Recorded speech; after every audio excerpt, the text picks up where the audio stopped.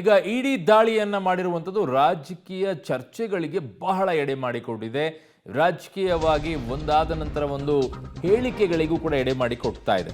So Nagendra Daddal ಮೇಲೆ ಇಡಿ raid ಏನಾಗಿದೆ, so ಕಾಂಗ್ರೆಸ್ನಿಂದ ಇಡಿ ತನಿಖೆಗೆ ಕೌಂಟರ್ ಪ್ಲಾನ್ ಅನ್ನ ಮಾಡಿಕೊಳ್ತಾ ಇದೆ. ತನಿಖೆಗೆ ವಿರೋಧ ಇಲ್ಲ, ಇಡಿ ನಡೆಯ ಬಗ್ಗೆ ವಿರೋಧ ಇದೆ. ಸೊ ಇಡಿ ನಡೆಗಳನ್ನು ವಿರೋಧಿಸಿ ಕೌಂಟರ್ಗೆ ಈಗ ಕಾಂಗ್ರೆಸ್ ತೀರ್ಮಾನವನ್ನ ಮಾಡಿಕೊಂಡಿದೆಯಂತೆ. ಕಾಂಗ್ರೆಸ್ ವಿರುದ್ಧದ ಆರೋಪಕ್ಕೆ ಮಾತ್ರ ತನಿಖೆ ಮಾಡುತ್ತೆ, ಬಿಜೆಪಿ ವಿರುದ್ಧದ ಆರೋಪಗಳಿಗೆ ಮೌನವಾಗುತ್ತೆ. ಇದನ್ನೇ ಅಜೆಂಡಾ ಮಾಡಿಕೊಂಡು ಈಗ ಕೌಂಟರ್ ಪ್ಲಾನ್ಗೆ ಮುಂದಾಗ್ತಾ ಇದ್ದಾರೆ. ನಿನ್ನೆ ಮುಖ್ಯಮಂತ್ರಿಗಳು ಮಾತ್ರ ಫೇರ್ ಸ್ಟೇಟ್ಮೆಂಟ್ ಕೊಟ್ಟರು.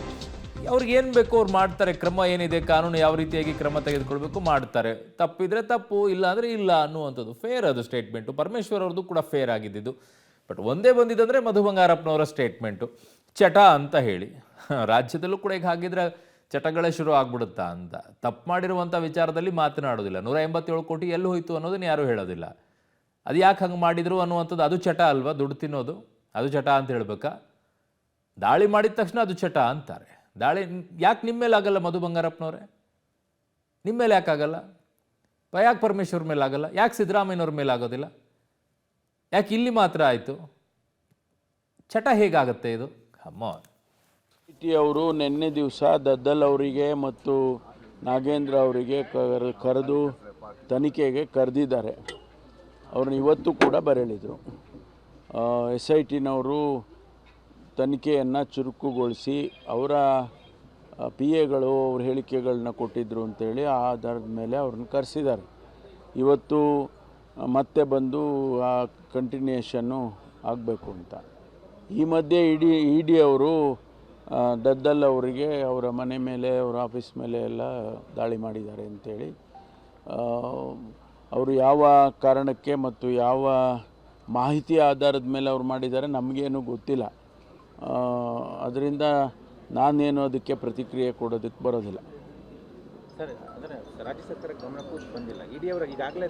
ಅಲ್ಲ, ರಾಜ್ಯ ಸರ್ಕಾರಕ್ಕೆ ಇಡಿ ಅವರೇನು ತಿಳಿಸೋದಿಲ್ಲ. ಇಡಿ ಅವರಾಗಲಿ CBIನವರಾಗಲಿ ರಾಜ್ಯ ಸರ್ಕಾರಕ್ಕೆ ಏನು ತಿಳಿಸೋದಿಲ್ಲ. ಅವರು ಇಂಡಿಪೆಂಡೆಂಟಾಗಿ ಅವರು ಆಪ್ರೇಟ್ ಮಾಡ್ತಾರೆ. ಅದರಿಂದ ಅವ್ರಿಗೇನು ಮಾಹಿತಿ ಇದೆಯೋ ಗೊತ್ತಿಲ್ಲ ನಮಗೆ. ಅವರು ಕೆಲಸ ಮಾಡ್ತಾರೆ. ಒಂದು ರೀತಿಯಲ್ಲಿ ಸರ್ಕಾರಕ್ಕೆ ಮುಜುಗರ ಅಲ್ವಾ ಸರ್ ಇದು? ಮುಜುಗರದ ಪ್ರಶ್ನೆ ಬರೋದಿಲ್ಲ. ಇಡಿ ಅವರು ಇಂಡಿಪೆಂಡೆಂಟಾಗಿ ಯಾರ ಮನೆ ಮೇಲೆ ಅಥವಾ ಕಚೇರಿ ಮೇಲೆ ಅವರು ದಾಳಿ ಮಾಡ್ಬೋದು, ಅವರಿಗೆ ಅಧಿಕಾರ ಇದೆ. ಆದರೆ ಯಾವ ಮಾಹಿತಿ ಮೇಲೆ ಮಾಡಿದ್ದಾರೆ ಅಂತ ನಮ್ಗೆ ಗೊತ್ತಿಲ್ವಲ್ಲ, ಅದಕ್ಕೆ ಪ್ರತಿಕ್ರಿಯೆ ಕೊಡೋದಕ್ಕೂ ಬರೋದಿಲ್ಲ. SIT ಅವರು ನಿನ್ನೆ ದಿವಸ ನೋಡಿ, ಒಂದು ಸೀನಿಯರ್ ಅನ್ನುವಂಥದ್ದು, ಅನುಭವ ಅನ್ನುವಂಥದ್ದು ಹೇಗೆ ಮಾತನಾಡಿಸುತ್ತೆ ಅಂತ ಡಾಕ್ಟರ್ ಪರಮೇಶ್ವರ್ ಅವರು ಮಾತನಾಡ್ತಾರೆ ಒಂಥ ರೀತಿ ನೋಡಿ. ನಾವು ಏನು ಕಮೆಂಟ್ ಮಾಡೋಕ್ಕಾಗಲ್ಲ ಇದಕ್ಕೆ. ಅವರಿಗೆ ಪವರ್ ಇದೆ, ಅವರು ದಾಳಿ ಮಾಡ್ತಾರೆ. ಯಾಕೆ ಬಂದಿದ್ದಾರೆ ಏನು ಅನ್ನೋದು ಮಾಹಿತಿ ಅವರಿಗಿರುತ್ತೆ. So that's a fair statement. ನನ್ನ ಸಹೋದ್ಯೋಗಿ ಈಗ ನನ್ನ ಸಂಪರ್ಕದಲ್ಲಿದ್ದಾರೆ ಸುಖೇಶ್. ಈಗ ಮುಖ್ಯಮಂತ್ರಿಗಳ ಸ್ಟೇಟ್ಮೆಂಟು, ಪರಮೇಶ್ವರ್ ಅವರ ಸ್ಟೇಟ್ಮೆಂಟು, ಕೆಲವು ನಾಯಕರುಗಳ ಸ್ಟೇಟ್ಮೆಂಟನ್ನು ನೋಡ್ತಾ ಇದ್ದಾರೆ. ಇಟ್ಸ್ ಅ ಫೇರ್ ಸ್ಟೇಟ್ಮೆಂಟ್ಸ್ಗಳು. ಏನು ತಗೋಬೇಕು ಅವ್ರು ಮಾಡ್ತಾರೆ, ತಪ್ಪಿದಾಗ ತಪ್ಪು, ಅವ್ರಿಗೆ ಏನಿದೆ ಮಾಹಿತಿ ಅದರ ಆಧಾರದ ಮೇಲೆ ದಾಳಿ ಮಾಡಿದ್ದಾರೆ ಅಂತೇಳಿ.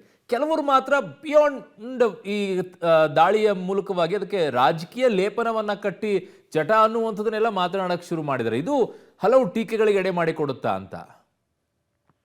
ಅರುಣ್, ಕಾಂಗ್ರೆಸ್ ನಾಯಕರ ನಿಲುವು ಬಹುಶಃ ಅಂದ್ರೆ ವಾಲ್ಮೀಕಿ ಅಭಿವೃದ್ಧಿ ನಿಗಮದ ಹಗರಣಕ್ಕೆ ಇಡಿ ಎಂಟ್ರಿ ಆದ ನಂತರದಲ್ಲಿ ಭಿನ್ನವಾದ ಹೇಳಿಕೆಗಳು ಕೂಡ ಬಂದಿರುವಂತದ್ದು. ಅಂದ್ರೆ ಏನ್ ತನಿಖೆ ಅವ್ರು ಮಾಡ್ಲಿ ಅನ್ನುವಂಥದ್ದು ಒಂದು ಕಡೆ ಹೇಳ್ತಾರೆ, ಮತ್ತೊಂದು ಕಡೆ ಹೇಳ್ತಾ ಇರುವಂತದ್ದು ಇಡಿ ಬಗ್ಗೆ ಜನರಲ್ಲಿ ವಿಶ್ವಾಸ ಇಲ್ಲ, ಅದು ಒಂದು ಬಿಜೆಪಿ ಅಂಗಸಂಸ್ಥೆ ಅಂತ ರೀತಿಯಲ್ಲಿ ಕೆಲಸ ಮಾಡುತ್ತೆ ಹೊರತು ಅದೇ ಬಿಜೆಪಿ ನಾಯಕರ ವಿರುದ್ಧ ಆರೋಪಗಳು ಕೇಳಿ ಬಂದಾಗ ಅವರ ಆ ವಿಚಾರವನ್ನು ತನಿಖೆಗೆ ಎತ್ಕೊಳ್ಳುವಂಥದ್ದು ಅಥವಾ ಬರುವಂತದ್ದು ಮಾಡಲ್ಲ ಅನ್ನುವಂತ ಆರೋಪವನ್ನ ಕಾಂಗ್ರೆಸ್ ನಾಯಕರುಗಳು ಮಾಡಿರುವಂತದ್ದು. ಅಂದ್ರೆ ವಿಶ್ವಾಸಾರ್ಹತೆಯನ್ನ ಪ್ರಶ್ನೆ ಮಾಡುವ ಮೂಲಕವಾಗಿ ಎಲ್ಲೋ ಇಡಿ ತನಿಖೆ ಅಷ್ಟೊಂದು ಮುಕ್ತವಾಗಿ ನಡೆಯಲ್ಲ ಅಥವಾ ಕೆಲವು ಒತ್ತಡದ ಮೇಲೆ ನಡೆಯುತ್ತೆ ಅನ್ನುವಂಥದ್ದು ಹೇಳಿ ಮಾತನಾಡಿದ್ದಾರೆ.